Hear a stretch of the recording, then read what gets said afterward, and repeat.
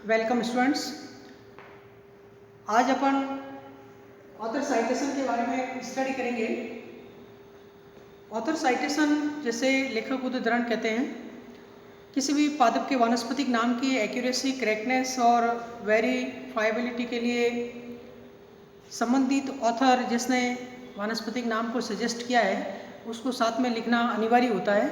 साधारण रूप से किसी भी प्रजाति का बॉटनिकल नेम बाइनोमियल नोमेनक्लेचर में लिखा जाता है और फर्स्ट एपिथेट जेनरिक और सेकंड स्पेसिफिक एपिथेट। तो यहाँ पे जो ऑथर का जो साइटेशन है वो स्पेसिफिक एपिथेट के जस्ट बाद में उसके नाम का जो एब्रीविएशन है उसको लिखा जाता है। और यहाँ पे दो कंडीशन क्रिएट होती हैं। जब एक तो सिंगल ऑथर के केस में डायरेक्ट ही उस ऑथर का एब्रीविएशन लिखा जाता है, परंतु जब किसी बॉटनिकल नेम को एक से अधिक ऑथर मिलकर सजेस्ट कर रहे हैं तो इसमें उस केस में यहाँ पे अलग अलग सिंबल का प्रयोग किया जाता है मल्टीपल ऑथर के केस में, जो अपन आगे देखेंगे।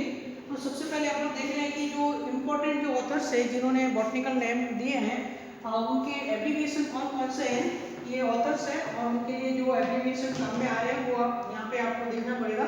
कैरलस लिनियस जो फादर ऑफ टेक्सोनॉमी, इनके लिए LINN फुल स्टॉप, लिनियस के लिए लिन या सिंपल L फुल स्टॉप, इन दोनों का प्रयोग किया जा सकता है। और दूसरा जो है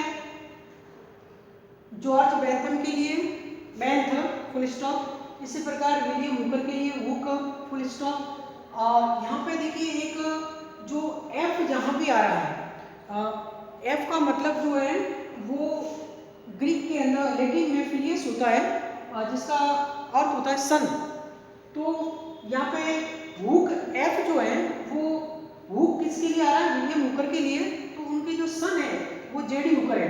तो सर जेडी हुकर जिन्होंने the Flora of British India लिखा, उनके लिए हुक F का प्रयोग किया जाएगा क्योंकि यहाँ F स्टैंड फॉर फिलियस।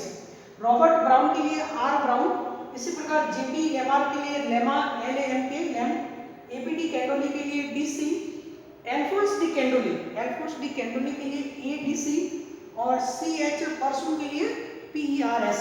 ये कुछ इंपॉर्टेंट एब्रीविएशन है जिनका स्पेसिफिक एपिथेट के जस्ट बाद में उसका साइटेशन किया जाता है। लेकिन जब मल्टीपल ऑथर केस में है तो वहाँ पे अलग अलग सिंबल का भी प्रयोग किया जाएगा। अब देखिए सिंगल ऑथर के केस में अपन उदाहरण ले रहे हैं, जैसे कि मकॉय जो होता है, सोलेनेसी का प्लांट है, सोलेनम नाइग्रम जिसे मकॉय कहते हैं। सोलेनेसी में इसका फ्लोरल फॉर्मूला डायग्राम एग्जाम में पूछा जाता है। तो सोलेनम नाइग्रम जो है यहाँ पे ये नाम लिनियस ने दिया हुआ है, तो लिन फुल स्टॉप ये उसका ऑथर साइटेशन हो गया क्योंकि ये सिंगल ऑथर है। तो ये एग्जाम्पल इसी प्रकार से अनेकों एग्जाम्पल आपको देखने को मिलेंगे। सेकंड केस में अपन मल्टीपल ऑथर्स की बात करते हैं। जब वानस्पतिक नाम को एक से अधिक ऑथर ने सजेस्ट किया है तो सबसे पहला जो है वो एट का प्रयोग, यूज ऑफ एट कैसे करते हैं मल्टीपल ऑथर्स के केस में, ET। मल्टीपल ऑथर के केस में एट का प्रयोग करते हैं। उसमें एक मुख्य ऑथर होता है, दूसरा उसका को वर्कर है या उसका कोलीग है। तो जो मेन ऑथर है उसका नाम पहले लिखा जाता है और दूसरे ऑथर का नाम एट से जोड़ा जाता है। जैसे डेल्फिनियम विस्कोसम जो है, डेल्फिनियम की विस्कोसम स्पीसीज है, ये जो इसके मुख्य ऑथर है वो हुक है, हुक F है। हुक F का मतलब सर जेडी हुकर है और एट से जुड़ा हुआ है थॉमसन ने, ये उनके को ऑथर है। तो हुक F एट थॉमसन, इस प्रकार से उसको एट से जोड़ा जाता है। एक मुख्य ऑथर है, दूसरा को ऑथर है, तो को ऑथर को एट से जोड़ दिया जाता है। दूसरा है यूज ऑफ पैरेंथेसिस। पैरेंथेसिस का मतलब होता है कोष्ठक, ये वाला, इसको पैरेंथेसिस कहते हैं। इसका प्रयोग कहाँ किया जाता है, माना कि किसी बॉटनिकल किसी प्लांट का वानस्पतिक नाम जो है वो किसी कारणवश चेंज करना पड़े और उस केस में जो पहले का जो नाम होता है उसको बेसियोनिम कहा जाता है।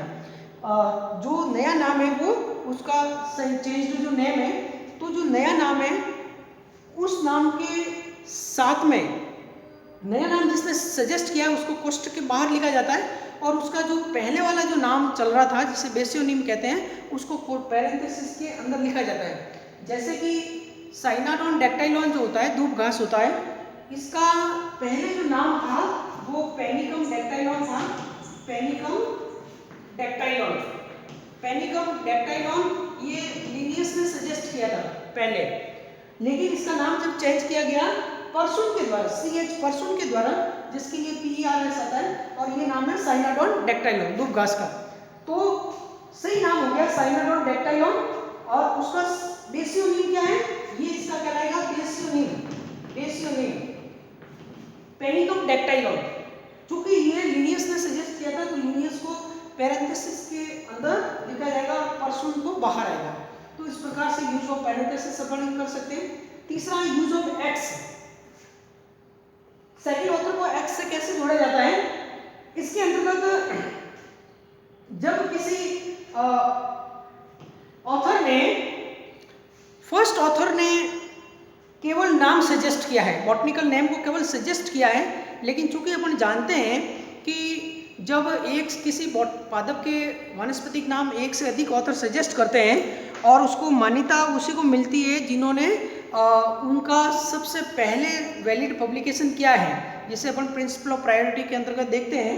और उसके अकॉर्डिंग ही अगर किसी ऑथर ने केवल नाम सजेस्ट किया है लेकिन उसका वैलिडली पब्लिकेशन दूसरे ऑथर ने किया है, तो उस केस में जिस ऑथर ने वैलिडली पब्लिकेशन किया है बॉटनिकल नेम, उसका नाम पहले आएगा, और जिसने केवल सजेस्ट किया था उसको एक्स से जोड़ा जाएगा।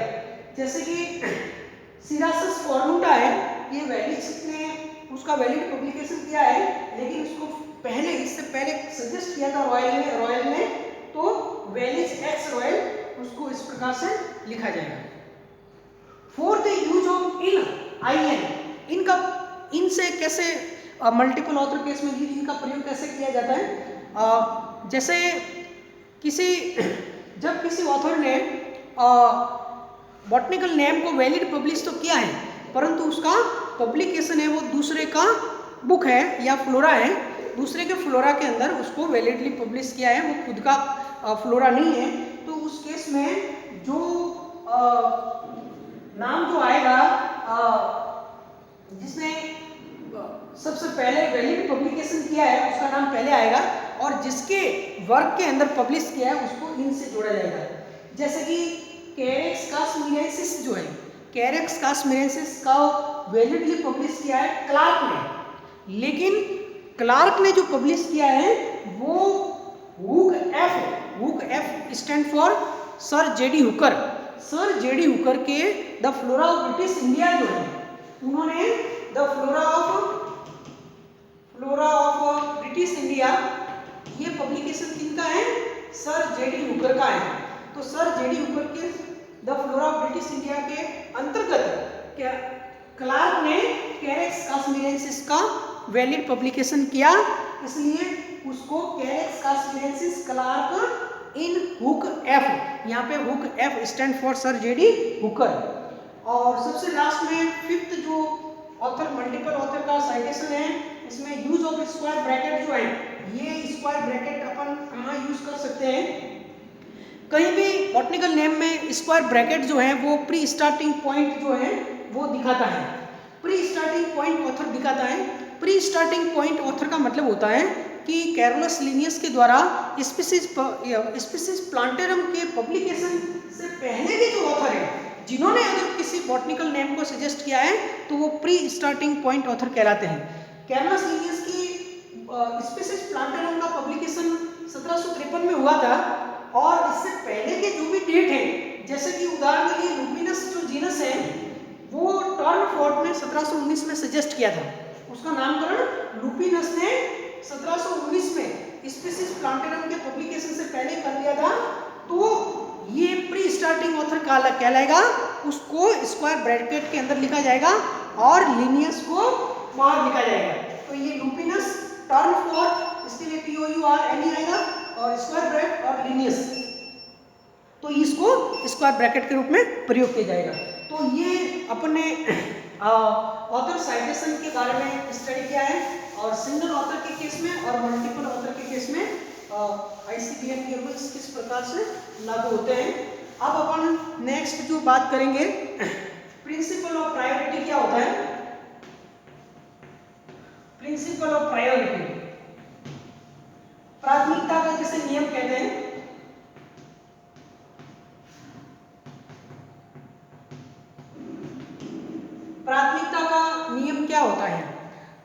अगर किसी भी पादप का वानस्पतिक जो नामकरण है वो एक से अधिक ऑथर ने अलग अलग समय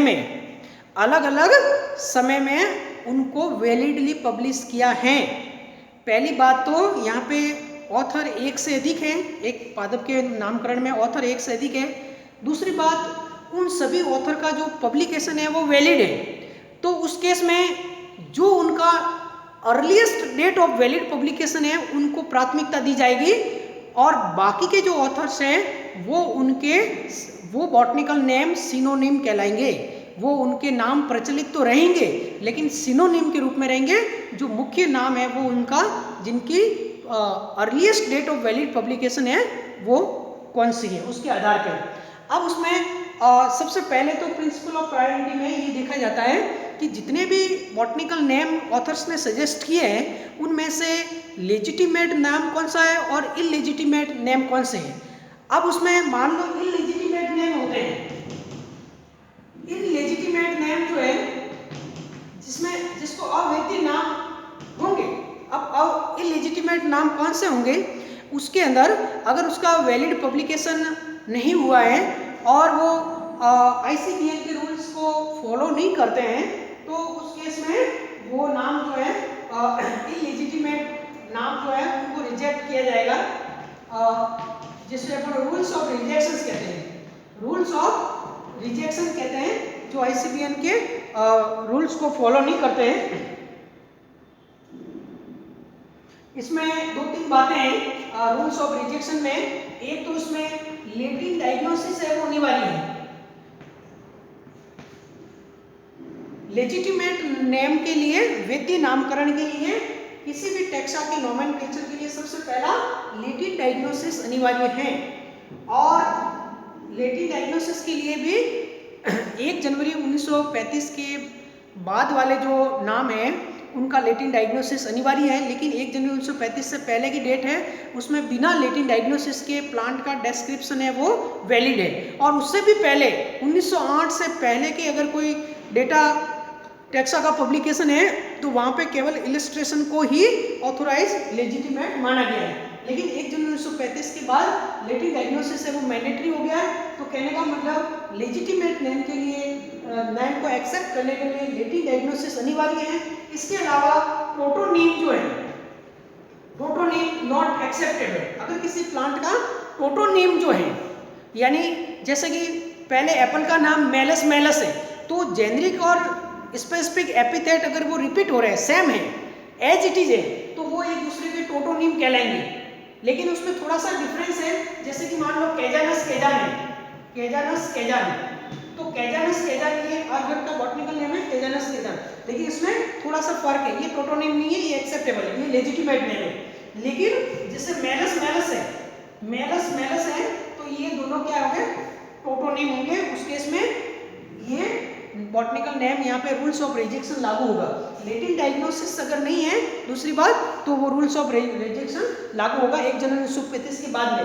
और तीसरी जो है उनका वैलिड पब्लिकेशन नहीं है, टैक्सा के पब्लिकेशन में जो पब्लिकेशन है वो वैलिड नहीं है, उनकी सारी शर्तों को नहीं मान रहा है, तो उस केस में वो नाम है वो रिजेक्ट होगा। तो ये कहलाता है रूल्स ऑफ रिजेक्शन। तो उस केस में वो सारे नाम इलेजिटिमेट होंगे। और जब ये सारी शर्तें पूरी कर रहे हैं, यानी टैक्सा के पब्लिकेशन में वैलिड पब्लिकेशन हो, वो नाम कोई भी टोटोनीम नहीं हो, लेटिन डायग्नोसिस कंप्लीट हो, तो ऐसी शर्तें, और उसमें नोमेनक्लेचरल टाइप, अगर अपन एक जो इम्पोर्टेंट है वो अपन आगे पढ़ेंगे, टाइपिफिकेशन भी अनिवार्य हो गया है। टाइपिफिकेशन भी कंपलसरी हुआ है, किसी भी बॉटनिकल नेम के नामकरण के लिए टाइपिफिकेशन अनिवार्य है। यानी कि उसका जो बॉटनिकल नेम के लिए, जैसे कि फैमिली के बॉटनिकल नेम के लिए उसका टाइप है वो जीनस होता है, जैसे फेबेसी है, फेबेसी का नामकरण है तो वो जीनस फाबा के आधार पे हुआ, तो genus Faba is type for family Fabaceae. इसी प्रकार से स्पेसिफिक एपिथेट जो है, अगर जेनरिक एपिथेट है तो उसके लिए स्पेसिफिक स्पीशीज का नाम वो उसका टाइप कहलाता है। तो ये नोमेनक्लेचरल जो टाइप है वो अनिवार्य है, टाइपिफिकेशन अनिवार्य है, और उसके लिए कोई भी हर्बेरियम सीट या इलस्ट्रेशन है वो होना आवश्यक है। उस केस में वो लेजिटिमेट नाम कहलाएगा। तो सबसे पहले नाम जो है वो लेजिटिमेट होना चाहिए। सबसे पहले नाम लेजिटिमेट होना चाहिए, और दूसरा जो है कि जिसके अर्लीस्ट डेट ऑफ पब्लिकेशन हो। टेक्सा एक बॉटनिकल नेम को अलग अलग 3 ऑथर ने वैलिडली पब्लिश किया है, और ये सारे नाम है उनके लेजिटिमेट है। उस केस में उनका अर्लीस्ट डेट ऑफ पब्लिकेशन क्या है, earliest date of valid publication है, वो ही मान्य होगा। तो उस केस में प्रिंसिपल ऑफ प्रायोरिटी का नामकरण है वो किया जाएगा। उसको अपन एक उदाहरण के द्वारा देखते हैं, जैसे कि निम्फिया नोचेली जो है, ये आपके एक एग्जांपल देखिए, निम्फिया है, निम्फिया नोचेली है, इसका निम्फिया नोचेली का नामकरण जो है वो बर्न एफ 1768 है। इसका जो डेट है वो बर्न एफ, अर्लीस्ट डेट ऑफ पब्लिकेशन अपन को देखनी है, तो निम्फिया नोचेली बर्न एफ 1768। दूसरा है निम्फिया पिबिसेंस है, इसमें ये वाइल्ड ने दिया हुआ नाम, और 1799 डेट है। इसके बाद तीसरा है Nymphaea taurus hook F 8T 1872। तो यहाँ पे इस उदाहरण में अपन देख रहे हैं कि ये जो निम्फिया जो होता है, निम्फिया के लिए 3 अलग अलग ऑथर ने नाम सजेस्ट किए, तीनों के वैलिड पब्लिकेशन है, यानी तीनों लेजिटिमेट नेम है, तो ये तीनों एक्सेप्टेबल है। परंतु इन तीनों में से प्रिंसिपल ऑफ प्रायोरिटी के अकॉर्डिंग वरीयता उसे दी जाएगी जिनकी डेट ऑफ पब्लिकेशन है वो अर्लीस्ट है। तो इसमें देखिए 1768, 1799, 1872, ये डेट है वो सबसे पहले की डेट है वैलिड पब्लिकेशन की, निम्फिया नोचेली बर्न एफ 1768। तो इसके आधार प्रिंसिपल ऑफ प्रायोरिटी के आधार पे जो करेक्ट नेम जो प्रचलित रहेगा वो निम्फिया नोचेली बर्न एफ रहेगा। परंतु चूंकि ये दोनों ऑथर हैं, इन्होंने भी वैलिडली पब्लिश किया है, तो ये दोनों निम्फिया नोचेली के ये दोनों नाम है, निम्फिया पिबिसेंस और निम्फिया टॉरस, ये इनके कहलाएंगे सिनोनिम, ये इनके सिनोनिम कहलाएंगे। तो इस प्रकार से ये कहलाता है प्रिंसिपल ऑफ प्रायोरिटी। और उससे पहले हमने रूल्स ऑफ रिजेक्शन क्या होता है और किस केस में बॉटनिकल नेम को रिजेक्ट किया जाता है या एक्सेप्ट करे किया जाए, या उसको लेजिटिमेट के लिए क्या क्या कंडीशन लागू हो। सबसे पहले टाइपिफिकेशन अनिवार्य है, लेटिन डायग्नोसिस अनिवार्य है, और टोटोनिम नहीं होना चाहिए, और उसके लिए वैलिड पब्लिकेशन होना चाहिए। ये 4 शर्त है उसके लिए लेजिटिमेट नेम के लिए है, और ये प्रिंसिपल ऑफ प्रायोरिटी है। इसके बाद में सबसे लास्ट में फिर आता है टाइपिफिकेशन। क्या होता है टाइपिफिकेशन, जिसे प्रारूपीकरण कहते हैं, प्रारूपीकरण कहते हैं। और प्रारूपीकरण के लिए जो चूंकि नोमेनक्लेचर की पद्धति में टाइप का प्रयोग किया जाता है, तो इसलिए उसे नोमेनक्लेचर टाइप कहते हैं। नोमेनक्लेचर टाइप कहा जाता है, यानी कि नामकरण प्रारूप क्या होता है, और उसकी मेथड है वो टाइपिफिकेशन कहलाती है। तो डिफरेंट टाइप के जो टाइप्स जो होते हैं, जिसमें होलो टाइप है, सिंक टाइप है, आइसो टाइप है, लेक्टो टाइप है, नियो टाइप है, टोपो टाइप है, ये डिफरेंट टाइप के टाइप्स होते हैं। यानी कि बॉटनिकल नेम के नोमेनक्लेचर के लिए वो पादप का मटेरियल जिसमें इलस्ट्रेशन हो सकता है या फिर हर्बेरियम सीट हो सकती है, जो कि वैलिड पब्लिकेशन के समय ये रखना अनिवार्य है, किसी हर्बेरियम में उसको रखना अनिवार्य है। जो जिस पादप का वानस्पतिक नाम ऑथर सजेस्ट कर रहा है, उसका एक जो मटेरियल है वो हर्बेरियम के रूप में रखना अनिवार्य है, तो वो उसका टाइप कहलाएगा। तो ये मेथड टाइपिफिकेशन कहलाती है। और उसके अंतर्गत अब वो जो मटेरियल कहाँ से लिया गया है, ऑथर ने किस भौगोलिक एरिया से लिया है, कितनी संख्या में लिया है, अगर मान लो एक से अधिक मटेरियल कलेक्ट किए हैं तो उसमें से ओरिजिनल मटेरियल जिसका वैलिड पब्लिकेशन में किसको प्रयोग किया गया है वो उसका होलोटाइप कहलाएगा। वो ओरिजिनल मटेरियल जो फर्स्ट बार ऑथर ने वैलिड पब्लिकेशन के लिए प्रयोग किया है उसको अपन होलोटाइप के रूप में डेजिग्नेट करते हैं, जिसमें इलस्ट्रेशन हो सकता है, हर्बेरियम सीट हो सकती है, या किसी जार में या किसी फॉर्म में प्रिजर्व प्लांट भी हो सकता है, और उस पर नंबरिंग भी ABC इस प्रकार से की जाती है होलोटाइप। अगर मान लो किसी ऑथर ने होलोटाइप को डेजिग्नेट नहीं किया है और मान लो दो ऑथर एक ही लोकेलिटी से सेम टाइप में कलेक्ट किए हैं तो वो दोनों एक दूसरे के आइसोटाइप होंगे और उसका नंबर भी सेम होगा, वो आइसोटाइप होगा। और जब आइसोटाइप और होलोटाइप अगर डेजिग्नेट नहीं किया है और दो से अधिक है तो उस केस में वो जो टाइप होंगे मटेरियल होगा वो सिंक टाइप कहलाएगा, उस केस में वो सिंक टाइप कहलाएगा। और इसी प्रकार से ये अलग अलग जो मटेरियल है, अगर मान लो किसी समय में होलोटाइप या सब मटेरियल खो जाए या फ्यूचर में वो अवेलेबल नहीं है, खोने के ऊपर जो नया सेम लोकेलिटी से नया कोई अगर प्लांट को कलेक्ट किया जाए और उसका हर्बेरियम प्रिपरेशन किया जाए तो वो नियोटाइप है, वो कहलाता है। तो ये अलग अलग प्रकार के टाइपिफिकेशन के मेथड हैं जो अपन उस लेक्चर के अंतर्गत आपको बताया है। और एक जो लेक्टोटाइप जो है जिसमें original material cited by author when no holotype was originally selected, अगर मान लो किसी ज्योग्राफिकल एरिया से जहाँ से मटेरियल कलेक्ट किया गया है और उसमें होलोटाइप को सेलेक्ट नहीं किया है मटेरियल, तो उस ओरिजिनल मटेरियल में से होलोटाइप सेलेक्ट नहीं किया गया है और अब अभी एट प्रेजेंट में ऐसा लग रहा है कि कोई भी मटेरियल उसमें से लंबे समय तक एग्जिस्ट नहीं कर सकता है, तो उस केस में जो स्पेसिमेन सेलेक्ट किया जाएगा सेम लोकेलिटी से वो लेक्टोटाइप कहलाता है।